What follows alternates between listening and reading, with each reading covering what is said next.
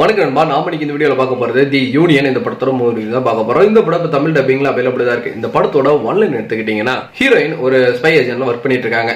இவங்களுக்கு வந்துட்டு ஒரு டிவைஸ் அப்படிங்க தேவைப்படுது. அதுக்கு வந்துட்டு ஒரு புதுமுகமா இருக்கிறோம், அவங்க இடத்துல போயிட்டு அந்த டிவைஸை எடுத்துட்டு வரணும். நம்ம செட்டில் இருக்கிறவங்க யாராவது போனாங்கன்னா அவங்க கண்டுபிடிச்சிருவாங்க அப்படின்னு தெரியுது. அப்போ இவங்க வந்துட்டு சூஸ் பண்ணாங்க. இவங்களோட ஒரு பழைய காலத்து ஃப்ரெண்ட் வந்துட்டு இவங்க சூஸ் பண்றாங்க.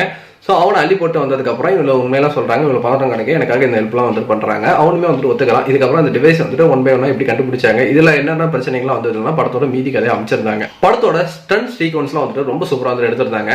படம் பார்க்கும் போதே ரொம்ப ரிச்சா செம்ம ஒரு ஃபீலா வந்துட்டு இருந்துச்சு. சினிமாட்டோகிராஃபி ரொம்ப சூப்பரா இருந்தது. தமிழ் டப்பிங் நல்லா இருந்தது. படத்தில் நடிச்சிருந்த அத்தனை பேரும் வந்துட்டு ரொம்ப சூப்பரா நடிப்பை வெளிப்படுத்தியிருந்தாங்க.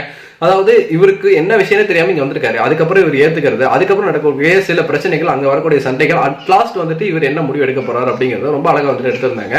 இருந்தாலுமே செகண்ட் ஹாஃப்ல வந்துட்டு ஒரு கட்டத்துக்கு மேல போர் அடிக்க ஆரம்பிச்சிருது. அதை தவிர்க்கவே முடியல. லேக் இருந்தது, அதையும் தவிர்க்கவே முடியல. அந்த இடத்துல கொஞ்சம் கிறிஸ்பா கட் பண்ணிருந்தாங்கன்னா எனக்கு இந்த படம் வந்துட்டு இன்னுமே வந்துட்டு ஒரு பெட்டர் வாட்சா இருந்திருக்கும். பட் இப்போ பொறுத்த வரைக்கும் ஒரு ஆவரேஜான வாட்ச் தான். நீங்க இந்த படம் பாத்தீங்கன்னா உங்களுக்கு எப்படி போச்சு அப்படிங்க நம்மளோட கமெண்ட் தட்டிட்டுருங்க. நன்றி, வணக்கம்.